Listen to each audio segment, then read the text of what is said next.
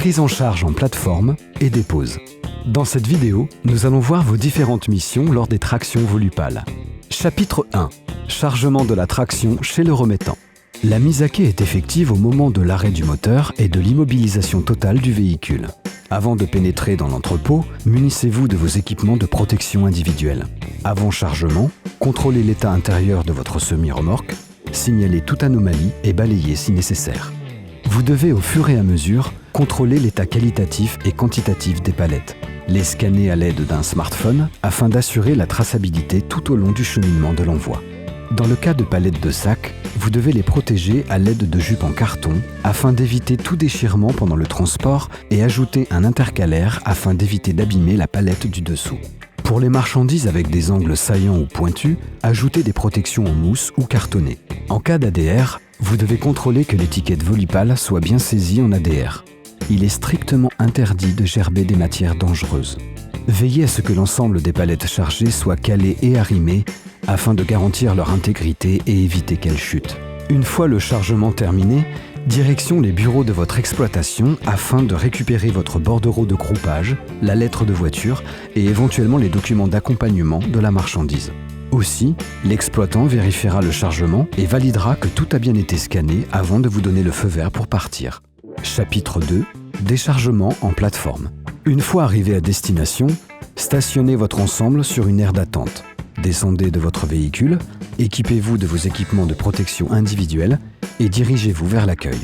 Transmettez votre lettre de voiture ainsi que le bordereau de chargement au responsable de quai qui vous indiquera le numéro du quai pour le déchargement. Retournez à votre camion et mettez-vous à quai. Commencez à décharger vos palettes. Les palettes sont lues et contrôlées soit par le portique CLAP, soit par un agent de quai de la plateforme. Une fois le déchargement terminé, dirigez-vous à nouveau vers les bureaux pour recevoir votre bordereau de déchargement.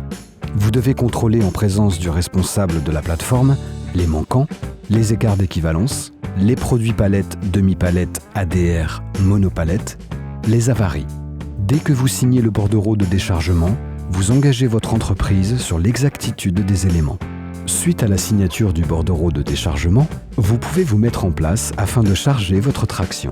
Une fois à quai et pendant les opérations de chargement, vous devez balayer si nécessaire et penser à utiliser les poubelles à votre disposition. Prioriser le fret en fonction des instructions de votre exploitation ainsi que des impératifs de livraison. Flasher les palettes en chargement au fur et à mesure et contacter le chef de quai si le smartphone vous signale une anomalie.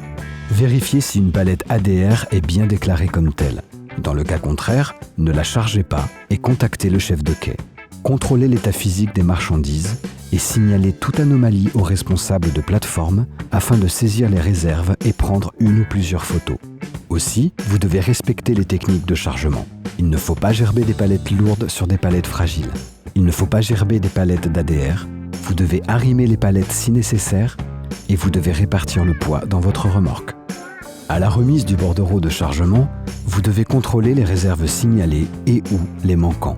Dès que vous signez le bordereau de chargement, vous engagez votre entreprise sur l'exactitude des éléments.